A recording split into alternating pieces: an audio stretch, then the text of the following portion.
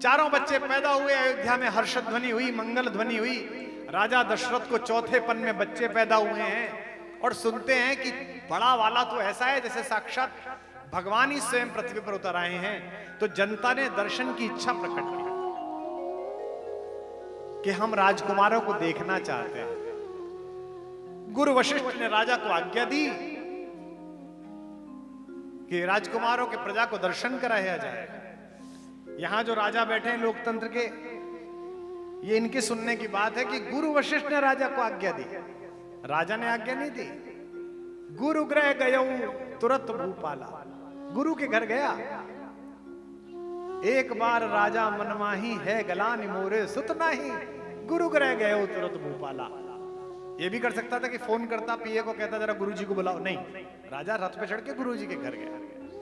चारों बच्चे लिटाए गए। प्रजा के दर्शन की प्रक्रिया प्रारंभ होने वाली थी। जनता ने भीड़ लगा ली, एक एक करके आने वाले थे। अचानक लक्ष्मण रोने लगे। इतने रोए कि पूरा महल चिल्लाने लगा। ज्योतिषी बुलाए, राजवैद्य बुलाए, महिलाओं ने हींग का घोल नाभि पे रखा जो बच्चों में रखते हैं। चुप ही नहीं हुए। लेकिन गुरु वशिष्ठ आए, बोले लक्ष्मण चुप नहीं हो रहे, किसी ने जादू टोना कर दिया, कोई अमंगल की बात तो नहीं है। गुरुजी ने देखा एक एक पालने में एक एक शिशु लेटा हुआ है। गुरुजी ने एक छोटी सी क्रिया की और लक्ष्मण चुप हो गए कि पालने में लखन व राम जी लिटाए गए। लेटते ही करुणा सदन चुप हो गए। लेटते ही करुणा सदन चुप हो गए। लेटते ही करुणा सदन चुप हो गए। पालने में लखन व राम जी लिटाए गए। लेटते ही करुणा सदन चुप हो गए। लेटते ही करुणा सदन चुप हो गए। लेटते ही करुणा सदन चुप हो गए। किंतु लक्ष्मण कुछ ऐसा तेज रोए, जिन्हें रोता देख धरती गगन चुप हो गए। रोता देख धरती गगन चुप हो गए। रोता देख धरती गगन चुप हो गए। राजवैद्य आए, कोई रोग ना बता सके तो। राजवैद्य आए, कोई रोग ना बता सके तो। ज्योतिषी भी करके यतन चुप हो गए। ज्योतिषी भी करके यतन चुप हो गए। ज्योतिषी भी करके यतन चुप हो गए। गुरु ने उठाया और लखन को राम के चरण में लिटाया तो लखन चुप हो गए। चरण में लिटाया तो लखन चुप हो गए। चरण में लिटाया तो लखन चुप हो गए। चरण में लिटाया तो लखन चुप हो गए। चरण में लिटाया तो लखन चुप हो गए। बोलो लखन लाल की। ऐसा भाई दुनिया में कितना भी बड़ा सिकंदर हो, कितना भी महान आदमी हो, कभी बल्ब की रोशनी में चले, चंद्रमा की रोशनी में चले तो देखना कि उसकी परछाई काली मिलेगी। साधु संतों की परछाई भी काली मिलेगी। दुनिया में अकेले मेरे राघवेंद्र सरकार हैं जिनकी परछाई उजली है, नीले रंग के राम, और उनके पीछे परछाई की तरह चलने वाले उजले रंग के लक्ष्मण। उजली परछाई का स्वामी मेरा राम कहलाता है। इसलिए विश्वामित्र जी ने दशरथ से जब कहा कि मैं आपके बेटे को ले जाना चाहता हूं, तो दशरथ ने कहा आप तो ऋषि हैं, राजर्षि हैं। आप तो एक अपने कमंडलू से जल को उठाएंगे और एक मंत्र फूकेंगे तो राक्षस जाति का नाश हो जाएगा। आप ऐसा क्यों नहीं करते? विश्वामित्र कहते हैं कि मैं संत हूं, सिद्धों के लिए क्रोध वर्जित है। वो कहते हैं कि इनको क्यों ले जाना चाहते हो, मेरी सेना ले जाओ। आपको राम ही क्यों चाहिए? विश्वामित्र कहते हैं कि चार चीजें हैं राजन, इनमें से एक आ जाए तो आदमी अहंकारी हो जाता है। आज त्रिवेणी के घाट पर इन चार में से कोई सा एक अहंकार हो तो गंगा के जल में बहा के जाना। सबसे पहले यौवन, जवानी। जो जवान बच्चे आए हैं आज सुनने, मां डांटती रहती है जाड़े में कि स्वेटर पहन ले, इनर पहन ले, और ये एक टी शर्ट डाल के छत पे पहुंच जाते हैं और आश्चर्य देखिए कि इन्हें ठंड भी नहीं लगती। यही वो दिन है कि नंगे बदन छत पर टहलते थे। यही वो दिन है कि अब सर्दी में छाती बैठ जाती है। जवानी में देखिए कैसा सौंदर्य निखर के आता है सबके चेहरे पर। यौवनम, राम युवा है, 15 वर्ष के हैं जब लेने के लिए आए हैं। दूसरी चीज धन, पैसा आ जाए तो आदमी बड़ा अहंकारी बन जाता है। ओहो हो, वो सीधी बात नहीं करता, वो संख्या में बात करता है।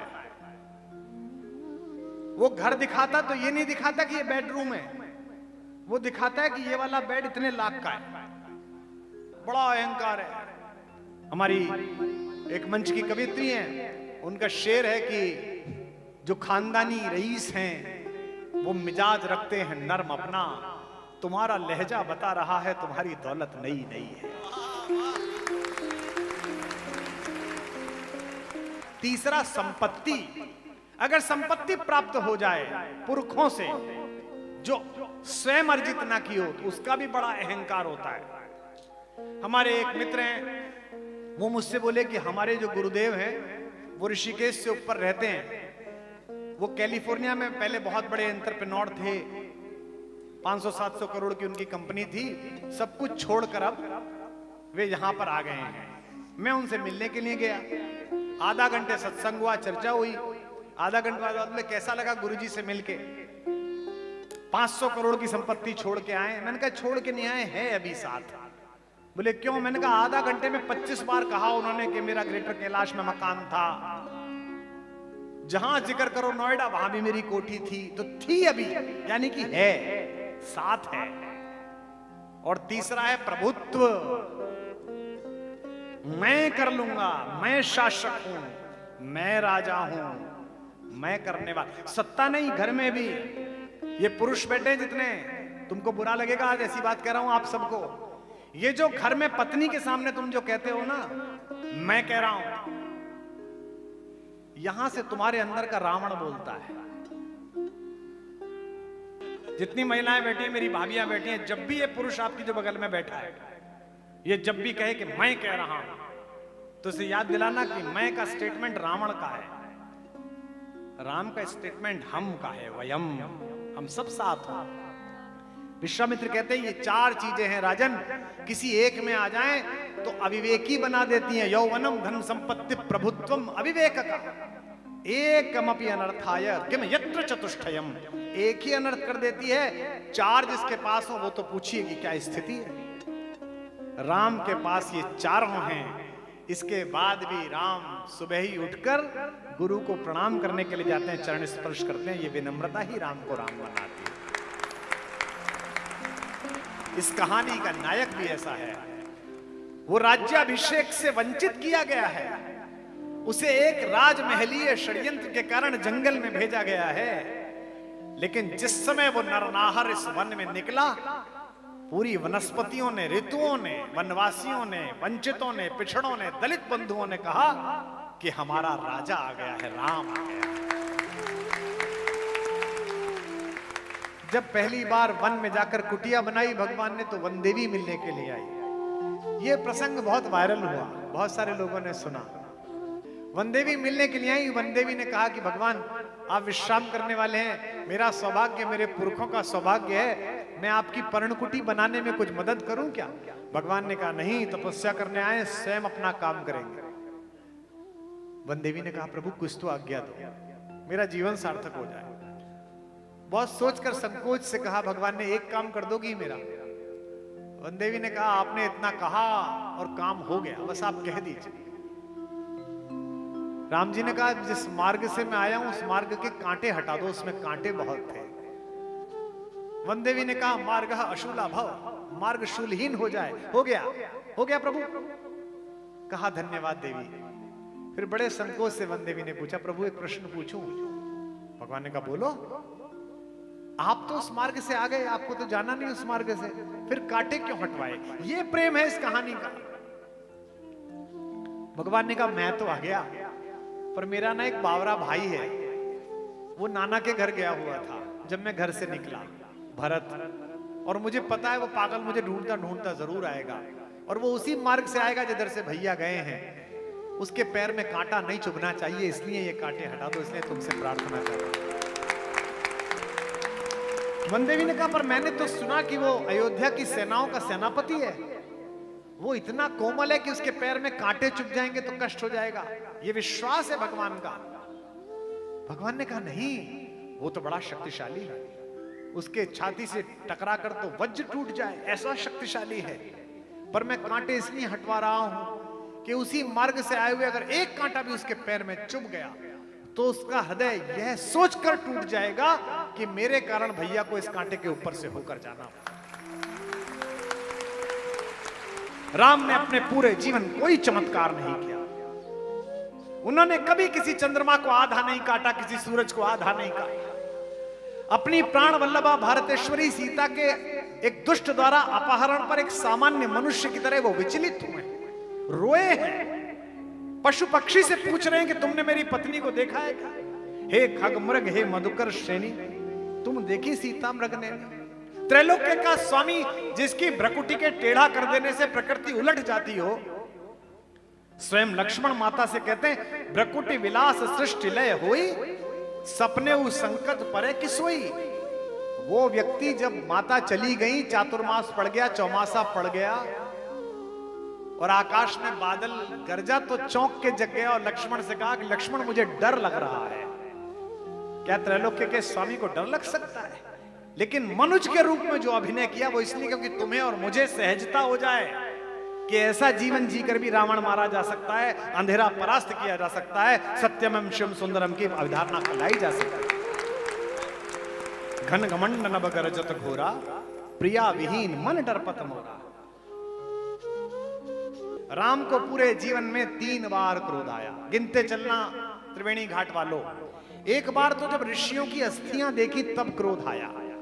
निश्चरहीन महि कहो भुज उठाय प्रण कीन, सकल मुनिन के आश्रमन जाए जाए सुख दीन। कहा कि मैं इन राक्षसों को मार के निपटा दूंगा। दूसरी बार आधा क्रोध आया, पूरा नहीं आया। जब 3 दिन तक पूजा करने के बाद समुद्र ने रास्ता नहीं दिया तो राम को समुद्र के ऊपर वैसा ही क्रोध आया जैसे हमारी माँ का हमारे ऊपर क्रोध आता था। तो माँ मारती नहीं है, मारने से पहले का सारा काम करती है। अरे लइयो जरा जूता, लइयो मेरी चप्पल, मार उसे। अगर उसे मारना हो तो जूता चप्पल खुद ले ले, लेकिन माँ को मारना तो है नहीं, माँ को केवल डराना है। तो राम जी ने समुद्र को सोखना तो था नहीं, केवल डराना था। इसलिए कहा विनय न मानत जलधि जड़, गए 3 दिन बीत, बोले राम सकोप तब, भयविन होए न प्रीत। इसके बाद भी क्या करा? खुद कुछ नहीं करा, लक्ष्मण से कहते रहे अरे लइयो जरा जूते। लक्ष्मण बाण सरास न लानो, सोखो बारिद बिसक सानो, सठ सन विनय कुटिल सन प्रीति, सहज कृपन सन सुंदर नीति, ममता रथ सन ज्ञान कहानी अति लो। जिसे पिटाई करनी हो वो उपदेश देगा क्या? 2 मिनट में मारेगा कान पे। आधा क्रोध आया।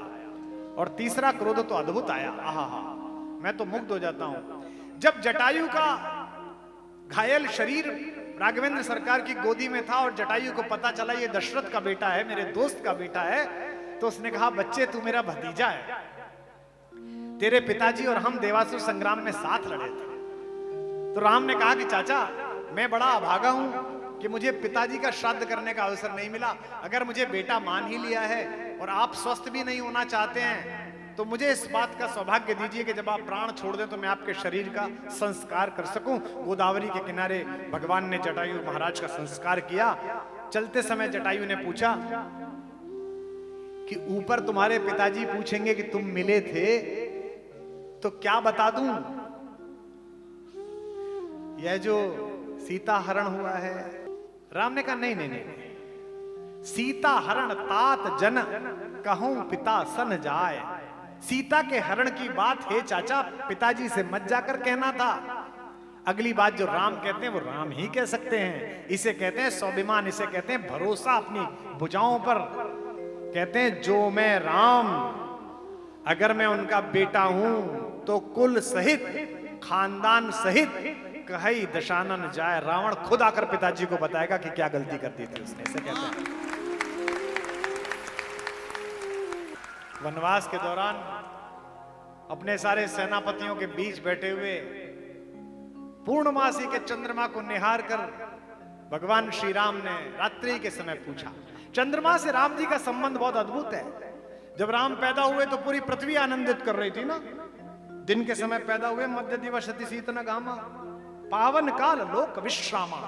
गोस्वामी जी की कोई भी लाइन ऐसे मत पढ़ना कि किसी कवि ने घिस दी है, नहीं है। 3 बार पढ़ना फिर अर्थ खुलता है।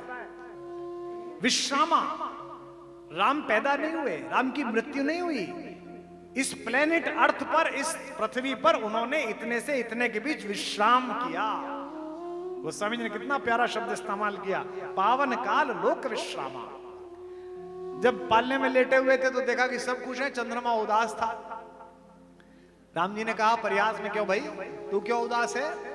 बोले हमारा क्या मतलब, आप सूर्यवंशी हो, सूरज के घर में पैदा हुए हो, जिसको देखो वो सूर्यवंशियों की जय जयकार कर रहा है, मेरा क्या मतलब?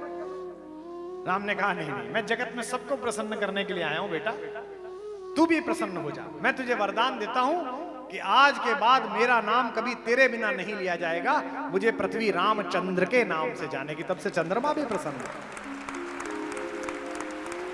इसलिए राम को चंद्रमा में अपना भाई दिखाई देता है।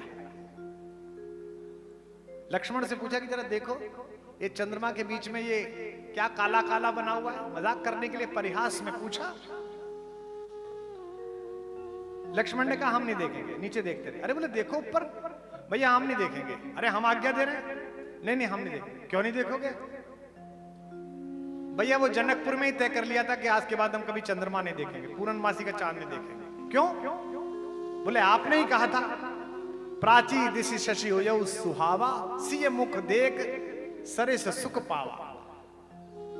मैंने प्राची दिशा में उगते हुए इस चंद्रमा को देखकर सीता के मुख की कल्पना की है। भैया जिस वस्तु में एक बार आपने भाभी का मुख देख लिया उसको मैं कैसे देख सकता हूं, कैसे दृष्टि कर सकता हूं? ये लक्ष्मण है। हनुमान जी से कहा कि हनुमान जी आप देखो इसमें क्या है। हनुमान ने कहा हनुमत सुनहु प्रभु, शशि तुम्हार प्रिय दास, तब मूरति विदु उर्वसति सोई श्यामता आभास। हमें तो पता है कि हमारी तरह ये भी आपका दास है, ये कोई दाग वाग नहीं है, शालिग्राम के रूप में बना हुआ आपका विग्रह इसने अपनी गोदी में ले रखा है, इसलिए ये दाग पड़ा हुआ है। जगत की विपत्ति विपत्ति नहीं है, भगवान की परम सत्ता का विस्मरण ही विपत्ति है। देखिए संपत्ति की हम कैसी चर्चा करते हैं। आप लोग भी चुनाव में भरते हैं, कितनी संपत्ति है भरते हैं ना, वो भरवाते हैं अक्सर लोग एफिडेविट में। फिर विरोधी देखते हैं कि कोई सा प्लॉट विधायक जी ने छुपा तो नहीं लिया, फिर उस पर टिप्पणियां होती हैं। आज तक मैंने किसी आदमी को यह कहते हुए नहीं देखा, जिससे पूछो भाई आपकी संपत्ति और कैसी है, तो वो ये कहे कि मेरी 3 भ्रातृ संपत्ति है, मेरे 3 भाई हैं, ये किसी ने नहीं कहा।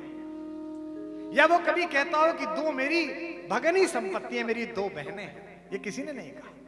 किसी ने ये नहीं कहा कि मेरी मित्र संपत्ति इतनी है, एफडी इतनी है, सोना इतना है, धरती इतनी है। जो साथ रहेगा वो संबंध रहेगा।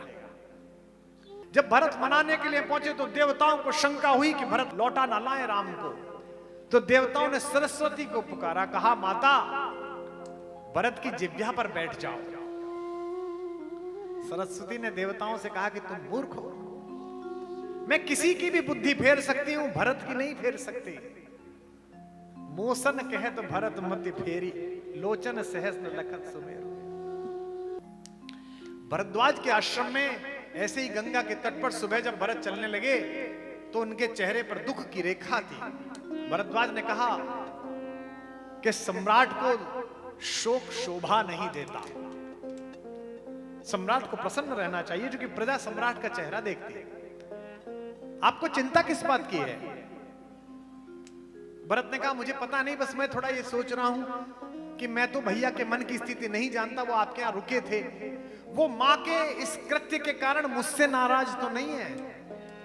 भरद्वाज ने कहा भरत मुझे पता नहीं कि राम तुमसे कितना प्रेम करते हैं, मैंने बात नहीं की, बस मुझे इतना पता है कि गंगा पार करने के लिए जब जा रहे थे सुबह सुबह तो बड़े प्रसन्न थे मेरे आश्रम से, लेकिन जब पुरोहित आया स्वस्ति वाचन करने के लिए और पूजा का थाल राम ने हाथ में पकड़ा, और जैसे ही पुरोहित के मुंह से निकला जम्बूद्वीप पे भरत खंडे, तो तुम्हारा नाम सुनते ही उनके हाथ से थाली छूट गई, वो रेत पर लेट गए और मेरा भरत, मेरा भैया भरत कहकर रोने लगे।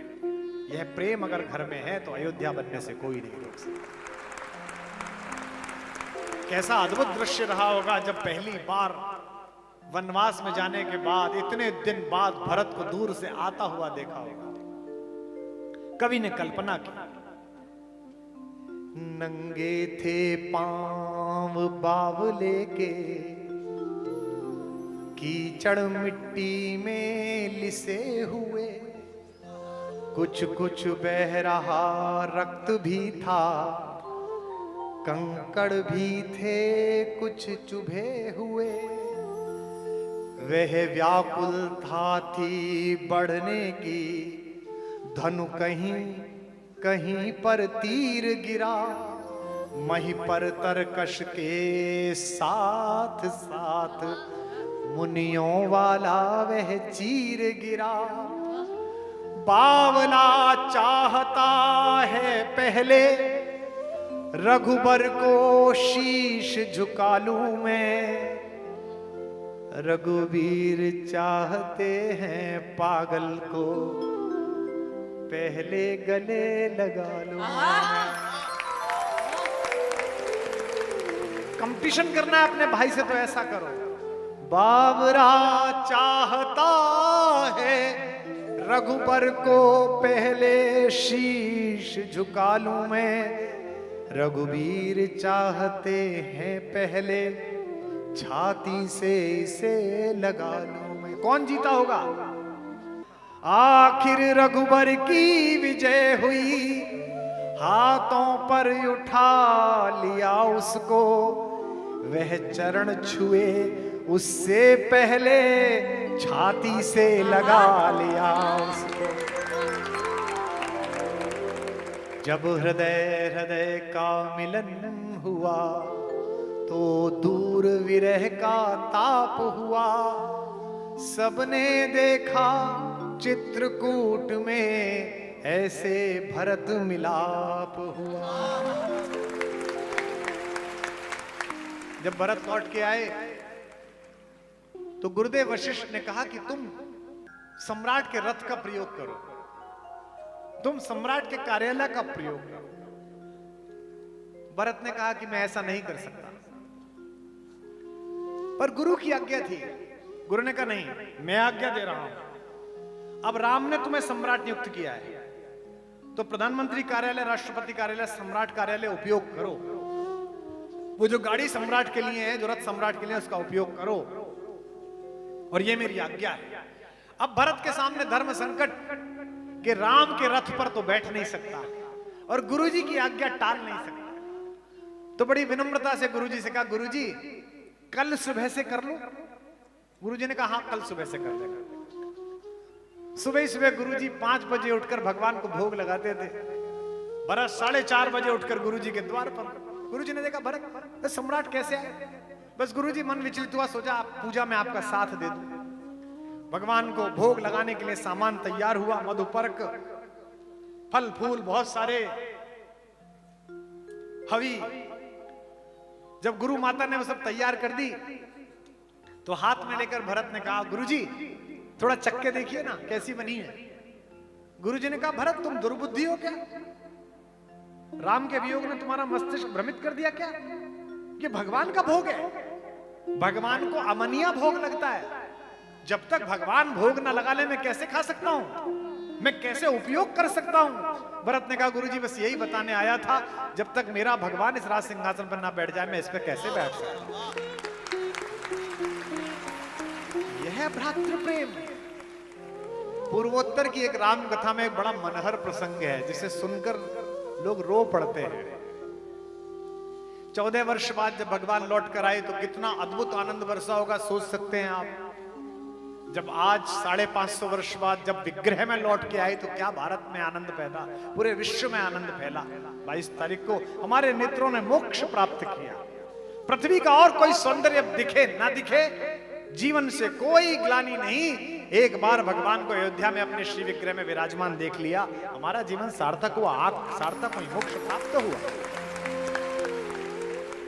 तो भगवान का श्रीरथ जब अयोध्या की गलियों में गया तो पार्श्व में माता सीता, चरणों में हनुमान, पीछे शेषावतार, लक्ष्मण, सुग्रीव, अंगद, जामवंत सब एक रथ पर, और आगे आगे तपस्वी के वेश में मार्ग को ठीक कराते हुए, व्यवस्था बनाते हुए भरतलाल जी जा रहे थे। तो राम ने भरत को इंगित से बुलाया कि जरा रथ पर आओ। भरत दौड़ते हुए भाई के पास गए। राघवेंद्र सरकार ने पूछा अपने छोटे भाई से कि भरत, मेरे अयोध्या लौटने से क्या अयोध्या के लोग प्रसन्न नहीं है क्या? ये सुनते ही भरत की तो रुलाई फूट गई। उन्होंने कहा कि 14 साल लोगों ने इस दिन के लिए व्रत रखे हैं, करवटें बदली हैं, आज ये आप दिख रहे हो और आप ऐसी बात क्यों कह रहे हो? उन्होंने कहा नहीं, मैंने यूं ही पूछा। लेकिन भरत के मन में जिज्ञासा पैदा हो गई। उसने कहा नहीं प्रभु, वो व्रत आगे तब बढ़ेगा, पहले बताइए कि आपको ऐसा क्यों लगा? क्या मेरी व्यवस्था में कोई कमी रह गई? मैंने फूल कम बिछाए, इतने ही फूल थे इस प्रकृति में जितने में ला पाया। राम ने कहा नहीं, तुम्हारा आयोजन तो सर्वोत्तम है, तुम तो हो ही योग्य। लेकिन जो हमारी माँ के साथ ब्याह करके आई थी, वे माता समान महिलाएं अटारी पर खड़े होकर बलैया ले रही हैं। जो सीता के साथ उर्मिला के साथ ब्याह करके आई थी, वे भाभियां बड़े स्नेही नेत्रों से आशीष दे रही हैं। जो मेरे और तुम्हारे साथ खेले थे, वे दोस्त बाहें फैलाकर गले लगने का सम्मोहन आकर्षण दे रहे हैं, आमंत्रण दे रहे हैं। लेकिन बच्चे दिखाई नहीं दे रहे। क्या अपने ताऊ राम के आगमन पर अयोध्या के बच्चे प्रसन्न नहीं हैं? भरत का उत्तर आपकी भी आंखें छलछला देगा। इस गंगा के किनारे भरत ने रोते हुए कहा कि भैया, जिस दिन से 14 वर्ष पूर्व आपने गृहस्थ होते हुए भी सन्यासी वेश में ब्रह्मचर्य धारण किया था, अयोध्या के प्रत्येक गृहस्थ ने ब्रह्मचर्य धारण किया, अयोध्या में बच्चे हुए ही नहीं। जब राजा की युति प्रजा के साथ इतनी तादात्म्य की हो जाए, तो प्रजा राजा के अनुसार कार्य करना प्रारंभ कर देती है। बहुत सारे पत्रकार मित्र कह सकते हैं कि ऐसा संभव नहीं है, इसी कलयुग में संभव हुआ। मेरे पूज्य पिताजी 87 वर्ष के हो गए, मधुमेह के शिकार हैं, लेकिन सोमवार को व्रत रखते हैं। अब बहुएं पूछती हैं, पतोहुएं पूछती हैं, पोते पोतियां पूछते हैं कि बाबा व्रत किस लिए रखते हो और क्या चाहिए जीवन में? सब सुख है, सारे बच्चे सही जगहों पर हैं, किस भगवान की पूजा के लिए व्रत रखते हो? तो दादा ने कहा कि बिटिया, मैं भगवान के लिए नहीं रखता। बेटा, तुम तो जब पैदा भी नहीं हुए तो तेरा बाप भी पैदा नहीं हुआ था और तेरा ससुर भी पैदा नहीं हुआ था। इस देश में खाद्यान्न का संकट था। हमारे एक प्रधानमंत्री ने कहा कि अगर सारे देश के लोग एक दिन भोजन छोड़ दें तो इतना भोजन बचेगा कि हम बाहर से नहीं मांगेंगे, देश में ही काम चला लेंगे। बड़े डूब कर कहते हैं मेरे पिताजी, बेटा अब तो बहुत खाद्यान्न है, अब तो हम पूरे विश्व को दे सकते हैं। लेकिन शास्त्री जी चले गए और शास्त्री जी का व्रत तो हमारे साथ ही जाएगा। राजा कहे और जनता माने, ये राजा और प्रजा के बीच के संबंध है। राम का राज्याभिषेक हो गया, राम सम्राट हो गए, भरत प्रधानमंत्री हो गए, शत्रुघ्न अयोध्या की सेनाओं के सर्वोच्च सेनापति हो गए, लक्ष्मण राम के निजी सचिव हो गए, कैबिनेट सेक्रेटरी, प्रधानमंत्री कार्यालय। तो सुबह ही सुबह पहले दिन राज्याभिषेक के बाद गुरु वशिष्ठ के पैर छूने गए। गुरुजी ने कहा कि अरे वाह, चारों बच्चे आए हैं आज तो। भाई 14 साल तो तुम दोनों बच्चे वहां रहे, भरत नंदीग्राम में रहा, शत्रुघ्न अयोध्या संभालता रहा, मेरे पास तो तुम्हारे आने का समय ही नहीं मिला।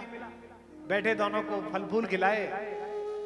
फिर परिहास में गुरुदेव ने पूछा, मैंने बचपन में जो जो तुम्हें सिखाया था वो तुम्हें स्मरण तो है ना? अब गुरु के सामने कैसे कहें कि पता है कि नहीं पता? हमसे गणित के मास्टर जी ने जब भी पूछा पहाड़े याद है, 20 तक याद थे, पर कभी हिम्मत नहीं हुई, क्योंकि अच्छा खासा याद रहता था। 17 का पहाड़ा जैसी गुरुजी पूछते थे भूल जाते थे, चौथे नंबर पे आके गायब। गुरुओं के सामने कुछ हवा टाइट हो जाती है तो सब चुप हो गए। गुरु वशिष्ठ ने पूछा, अरे भाई बोलो, जो मैंने सिखाया वो सब याद है? राज्य कैसे चलाना है, मनुष्यता कैसे सुरक्षित रखनी है, रघुवंशियों की परंपरा क्या है? तो राम ने कहा, गुरुदेव आपकी शिक्षा हम 4 भाइयों को कितनी याद है कितनी नहीं, इसका निर्णय तो तभी हो सकता है कि आप हमारी परीक्षा ले लीजिए, चारों की परीक्षा ले लीजिए। जो फेल हो जाए उसे दोबारा गुरुकुल में रखिए। मैं फेल हो जाऊं तो मैं राज्य सिंहासन भरत को देकर आपके आश्रम में दोबारा आ जाऊंगा। गुरु ने कहा, नहीं, चारों को अलग अलग नहीं, चारों से एक ही प्रश्न पूछूंगा और चारों उसका उत्तर मुझे बताइए। गुरुदेव ने एक प्रश्न पूछा, चारों भाइयों ने अलग अलग उत्तर बनाया। 3 भाई तो मुंह से बोले, चौथा बोला भी नहीं और उत्तर बता दिया। तीनों से पूछा कि जीवन में सर्वाधिक अनमोल वस्तु क्या है। सबसे पहले शत्रुघ्न से पूछा, जो सेनापति हैं, जिनके जीवन में शौर्य है, पराक्रम है, कि शत्रुघ्न जी से अनमोल कुछ पूछा गया, कि शत्रुघ्न जी से अनमोल कुछ पूछा गया।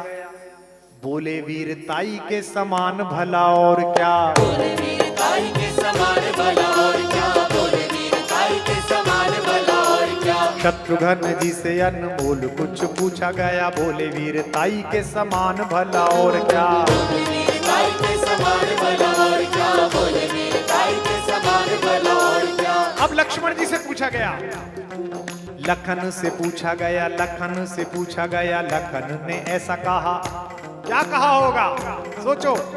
लखन से पूछा गया, लखन ने ऐसा कहा, मेरी सीता माई के समान भला और क्या, मेरी सीता माई के समान भला और क्या, मेरी सीता माई के समान भला और क्या। राम जी से पूछा गया, राम जी से पूछा गया, राम मुस्काए बोले, राम जी से पूछा गया, राम मुस्काए बोले, जग की भलाई के समान भला और क्या, जग की भलाई के समान भला और क्या, जग की भलाई के समान भला और क्या। भरत के नयनों से, भरत के नयनों से, भरत के नयनों से गिर के आंसू ये बोले, भरत के नयनों से गिर के आंसू ये बोले, दुनिया में भाई के समान भला और क्या, दुनिया में भाई के समान भला और क्या, दुनिया में भाई के समान भला और क्या, दुनिया में भाई के समान भला और क्या, दुनिया में भाई के समान भला और क्या।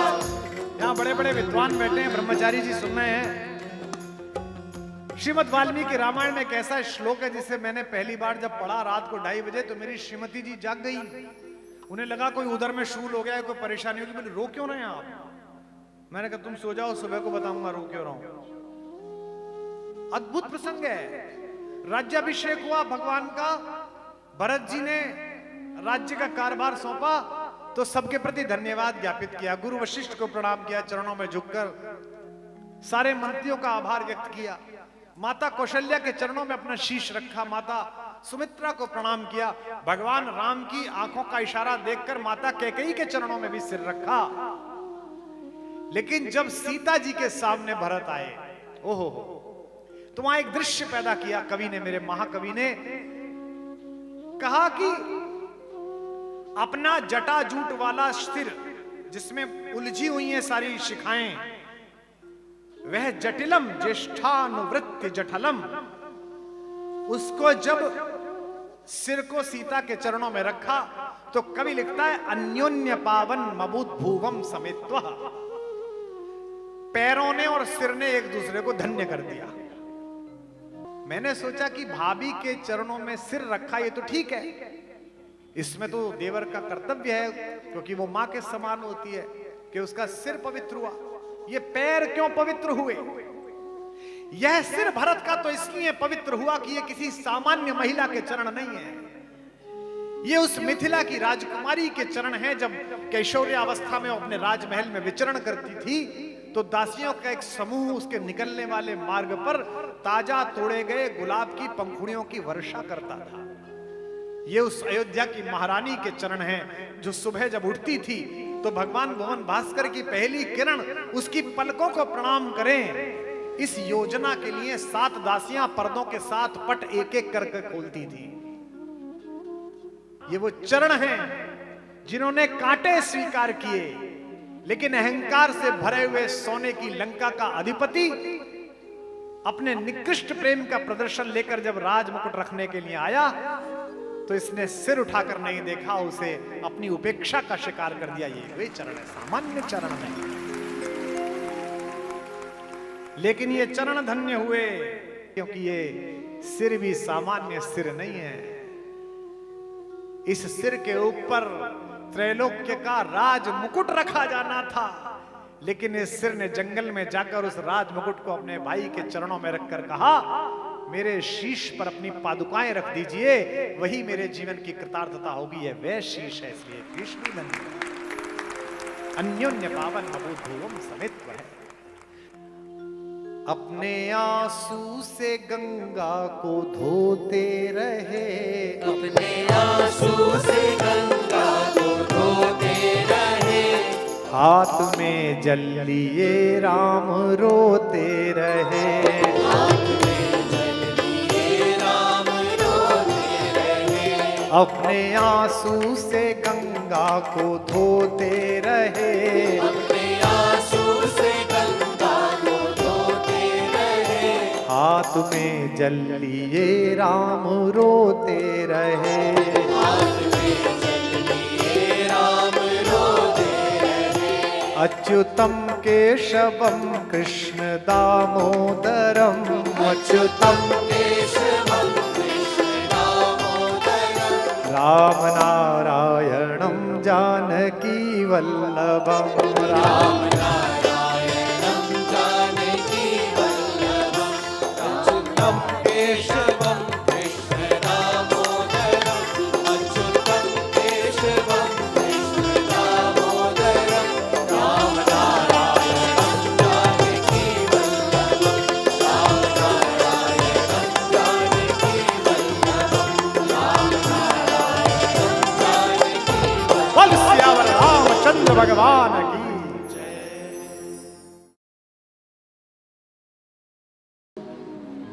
मनुष्य की आदत है कि मेरे पास जो है वो जिसकी कृपा से मिला है मैं उसे भूल जाता हूं, और जो मुझे अपेक्षित है, जो वांछित है, उसके लिए मैं प्रतिपल परेशान रहता हूं। आज के बाद अपने घर जाकर 3 दिन तक इस बात पर विचार करना कि इस देश में कितने सनातनी हैं जिन्होंने मंदिर जाते समय, तीर्थों में जाते समय, कभी मानस पढ़ते समय, कभी गंगा स्तुति पढ़ते समय, कभी दुर्गा सप्तशती का पाठ करते समय, विष्णु सहस्त्रनाम का पाठ करते समय, एक क्षण के लिए, सेकंड के 100वें हिस्से के लिए भी कभी उस महापुरुष का, उस भगवान का, उस दिव्यात्मा का स्मरण किया, जिसके कारण, जिनके शास्त्रार्थ कला के कारण, जिनके मत प्रतिपादन के कारण सनातन धर्म जीवित रहा। मैं 3 दिन के इस प्रस्ताव को, 3 दिन के इस संवाद के प्रारंभ में सबसे पहले दक्षिण से चले हुए उस ऋषि की प्रार्थना को प्रणाम करता हूं, जिसे मैं और आप आद्य शंकराचार्य के नाम से जानते हैं। इतनी बड़ी विभूति